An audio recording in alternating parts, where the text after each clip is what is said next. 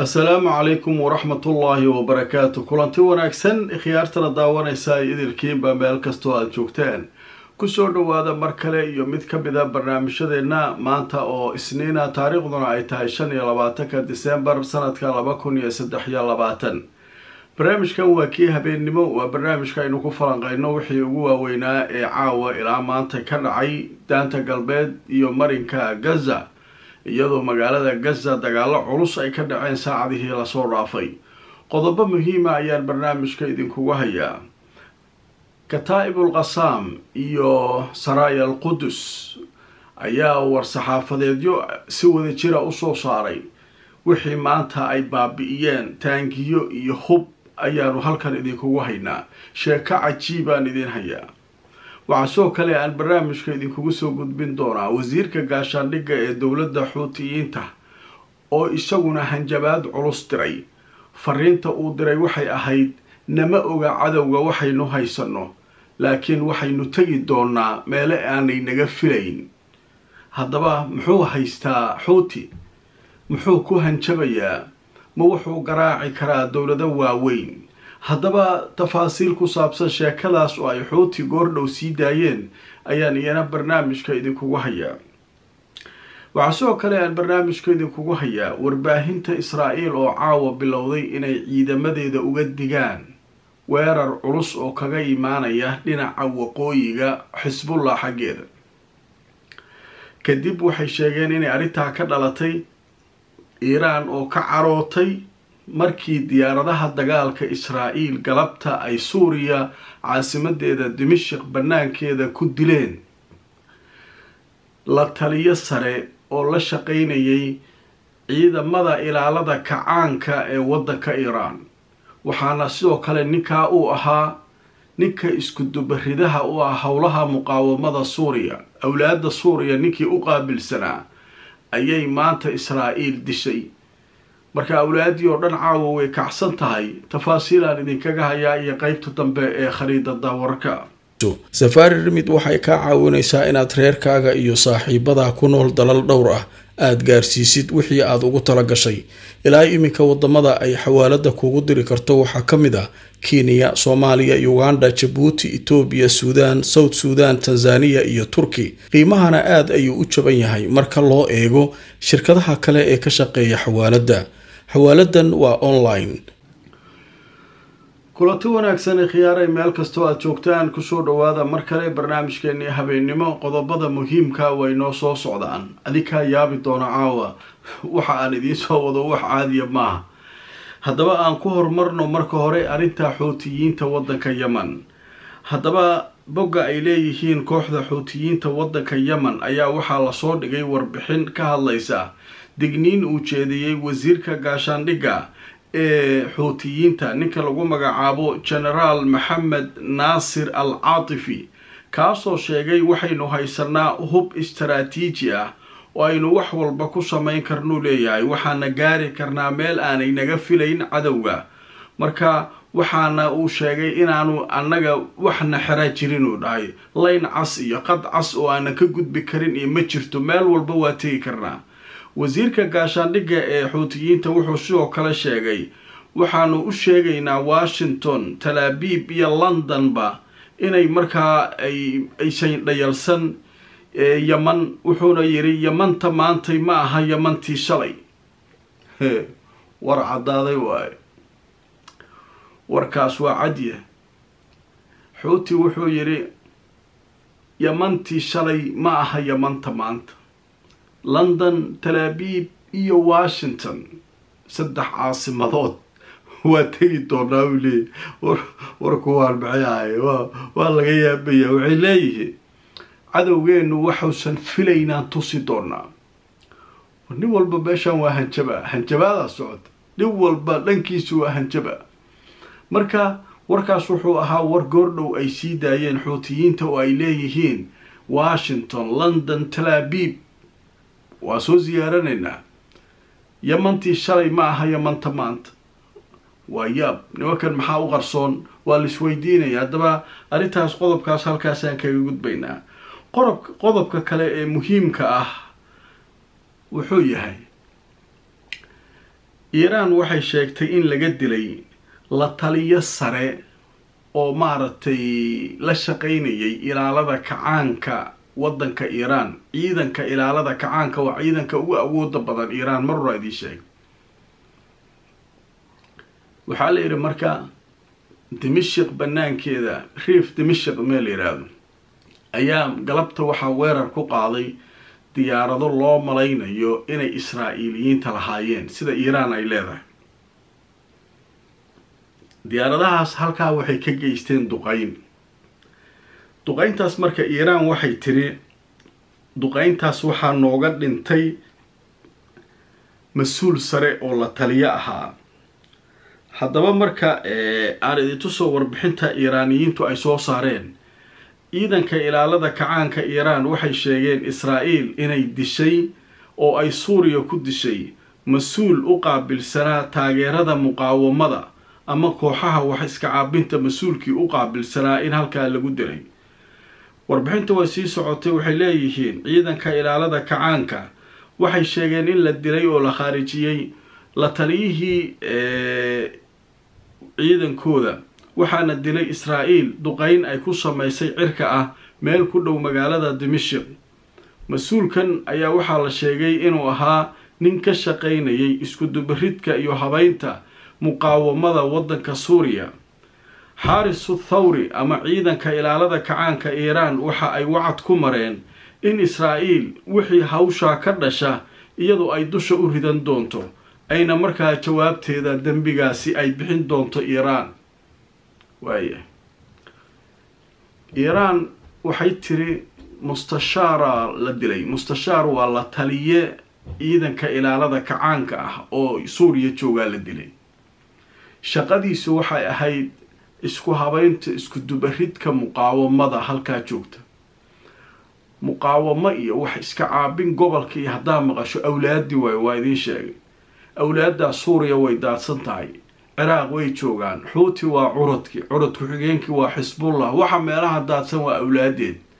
marka awlaadii suuriya ninkii kaabaha u ahaa oo hawshoodii u qaabilsanaa ayaa la dilay maanta. awlaadii xanaaq, kuwii meelaha kaloo jooga kulligood waa xanaaqsan yihiin. iiraan marka awlaadii kale waxay u muuqataa marka inay dhabarka ka taabato ee tiri hala adeegto. markaan nin walba meeshuu ka soo gaaro tabartiisa ha fuliya tirin. sababtoo hanjabaadooda qoraalka ayaa laga fahmayaa wixii ka soo baxa israa'iil yaysan waxba naga siinin. iyadaa hawshaa nagu bilowday inay hadda madaxdii awlaadeennii taabato. marka dhanka kale marka caawa iyana waxaa soo baxay warbaahintii israa'iil waxay u digayaan ciidanka israa'iil. warbaahinta waxbay soo ogaadeen, waxay leeyihiin dhaqdhaqaaq xoog leh wuxuu ka socdaa dhinaca waqooyiga xuduudeena, waa meesha xisbullah ay fadhiyaan. tuuriya socota maalmahan iyo laakiin waxay leeyihiin sheekada halkaa ka soo socota tuuriya waa ka weyn tahay. iiraan meesha ay rabto inay ka aargudato waa halkaas, curad ku-xigeenkeeda inuu shaqo fiican ka qabto halkaas. marka aan idintuso marka warbixinta iclaamka israa'iil ay ka hadlayaan. waayahay israa'iil waxaa la sheegayaa in ay filayso in ay jawaab kaga iman doonto dhinaca waqooyiga kadib dilkii ay u geysatay la taliyihii dhinaca iiraan. haddaba sida ay sii daysay jariirada la yidhaahdo jerusalem post ee kasoo baxda israa'iil oo soo xiganaysa mas-uuliyiin israa'iiliyiin ah, waxay jariiradu leedahay waxaa la filayaa jawaab adag inay ka timaado dhinaca waqooyi ee xuduudda israa'iil kadib markii la dilay la taliyihii ciidanka ilaalada kacaanka iiraan weerar dhinaca cirkaa oo ka dhacay dimashq. sidoo kale mowqica la yidhaahdo axios ee maraykanka laga leeyahay waxay sheegeen iyagoo iyana soo xiganaya mas-uuliyiin israa'iiliyiin ah in markaa ciidanka israa'iil ay heegan galeen si ay iyagoo ka baqaya jawaabta iiraan uga iman karta kadib markii ay galabta khaarijiyeen la taliyo sare ciidanka ilaalada kacaanka. waaya halkaa marka iyaduna bug bay tiri haddaan laga gaarin halkaas waa laysku tegayaa. iiraan way hanjabtay, nimankan maaragtay awlaadeedii meelaha ku faafsaneedna waa kaas. marka waxaa leeyahay isla caawa warka xuutiga ay sii daayeen wuxuu kusoo aadayaa marka la dilay mustashaarka oo iiraan ay xanaaqday. waa midda uu xuutigu leeyahay annagu yamantii hore ma nihin, yaman cusubaan nahay. washington, tel aviv iyo london dhagaha ha fureen, annaga waa soo siyaaranaynaa meelahaas, meela aanay naga filayn ayuu yidhi, meela aanay naga filayn cadowga ayaan ugu tegi doonaa. marka waa cajiib. marka labadaa qodob marka aad bay marka muhiim u ahaayeen. waaya marka waxaan galaynaa sheekada ugu cajiibsan caawo. waxaan indhahayga saaray, adinkuna aad arki doontiin videoga ay soo direen kataa'ibul qasaam. xitaa wariyayaashii aljaziira waa yaaban yihiin. fadlan ha degdegin. dad badana waxay ugu yidhaahdeen markaa videoga sheegto inaad meeshii soo dhigaysid horaan ka aadnaa. war ha aadin, horta sheekada dhagayso, nuxurka fahan, meesha lagaa jiro ogow. videogii adoo fahamsan macnihiisa u tag si aad uga dheragto. laakiin kuwa waxay ku leeyihiin nadaara maba sugnaba, cabduqaadir nadaara maba sugnaba markaa sii sheegay sida xagga aadnaa horaan ka ziyaaranaa. war ziyaarada aad, laakiin tartiib ha isdejiye. horta sheekada faham. sheekada ugu yaabka badneedaan idiin haya caaw. habeen walba videoga ka daranay soo diraan wariyaasha jaziira. waxay yidhahdaan kan kii horeba ka daran, wixii hore banaanka u dhigay dhahan. marka hadda markaan barnaamijka soo galayaa video la soo daayay. awal videoya yaryaraa maanta la soo daydeenayay, wax markaa xoogaa nafle ma lahayn. inta badan video muhiima markuu jiraan meesha soo dhigaa, la soco. mar walba videoyada la iskama soo dhigo, markii mid muhiima uu soo dhaco kaasaa idiin soo dhigaa. marka videoga wuxuu ku saabsan yahay, marka hore wuxuu ka bilaabanaa muqaawamada mid ka mid ah oo miinadii hadaaya aan ka hadlaynay shawaad barnaamijkan kii ka horreeyay gacanta ku wata, suu u soo socdo taangigu hoosta ka gelina, wuuna ka tagaa, waana qarxaa taangiga. marka waxay leeyihiin khubaradu, war taangigan askartii saarneed aawi. askariga kor u saaran yahay wax ma arkaayaba, ilaahay qudradiisa ka warrama. waxaa lagu leeyahay ciidankaas ninkaan maba u jeedaan. videogan arki doontaa, waa yaabi doontaa. ninka miinadu la cararaa, wuu istusaa weliba meeshuu istaagaa, xagguu ka fiirinaa, maba u jeedaanba. ilaahayaa ka indha saabay. markaasuu inta soo ordo taangigii hoostiisa miinadii geliyo u ka tagaa, markaasaa taangigii dhalaalaa. marka odagii geliyey inuu ku baxay meesha intuu soo socday, kolay bahal xunaa qaraxday, inuu ku tegay in kale warka ma ahay. kaas malaha waa dhintay, ama hadduu baxsadayna waa baxsaday, laakiin marka hore ku talagalaba inuu naftiisa ku waro meesha. marka sheekadaas waxay ahayd cajiib. videoga wuxuu kaloo daaran yahay qodob kale, guri ay ku jireen 40 sida la leeyahay ku dhawaad askar ah. weliba ay yidhaahdeen kataa'ibul qasaam quwaad khaasa, waa kumaandooskooda meeshii ay ku jireen. qaar ka mid a kumaandooskooda 40 ah guri ay deganaayeen baa waxay yidhaahdeen waxaan ka dhignay holac. markaasaa waxaa lagu tusinayaa askari holcaaya, yahuudi askariya oo holcaaya arkaysaa. markaasaa guriga meel walba waxay ku lisaayaan baalki, gantaalay u garaacayaan, miinooyin waa ku qarxinaya, taangiyaa la gubayaa. videogaas waxay yidhaahdeen aljaziira waa videogii soo maray muddooyinkan kii ugu khatarsanaa. faa'iz ad-duwayri wuxuu yidhi geesinimo dhaaftay waayo. taangi meel yaalla inta nin u yimaado hoosta ka geliyo miino, soo cajiib maaha, wax la yaab la waayo. marka videogaasaa booqan doontaan tartiibtiina. meeshii fariimahaan soo dhigayaa linkiga, markaasaa ka adeeganaysaan. kadib nin kastoo fiirsadaha soo qoro, waa soo arkay videogii soo qoro biliis. marka hawshaas marka waa halkaas gabagabada. laakiin aan isla joogno qariidada halka ay hawshu marayso aan idin tuso, kadib aan ziyaarada aadaynaay.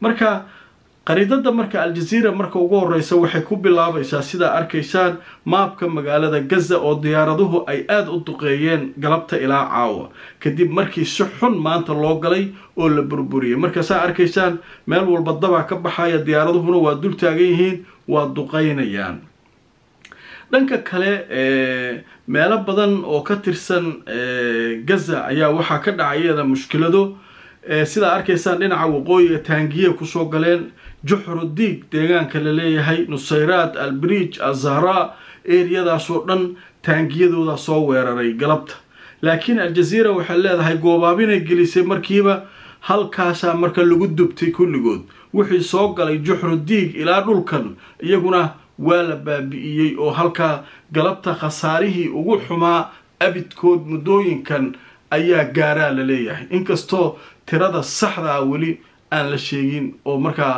aan la faahfaahinin waa tahay daawadayaal barnaamijkeennii habeennimo macluumaadkaas ayaan kusoo gabagabeeyey inta fariimaha soo qortana aad bay u mahadsan yihiin markaa barnaamijka daawatay waxaad tegaysaa linkiga meesha fariinta ugu koreysa linkiga yaalla ayaad ku daawanaysaa wixii maanta dhacay sidii loo adeegtay maanta nimankii sida loo galay halkaasaa ka daawanaysaan marka waa arrin la yaab leh ahayd videogaas Jazeera waxay tagtay midkii ugu yaabka badnaa inuu ahaa markaa soo daawataan fadlan soo qora waa soo daawanay Cabduqaadir Nadaara halkaas waa soo aragnay soo qora waa mahadsantihiin like iyo share kana ha ka iloobinina barnaamijka inta kalena waxaan ka codsanayaa inay barnaamijka like iyo share saaraan sidoo kale fariimaha soo qora haddaad cusub tahay subscribe saar YouTube haddaad cusub tahay Facebook-na follow garay inta aan mar kale barnaamijka lamida ku kulmayno meel kastoo aad joogtaan nabadgelyo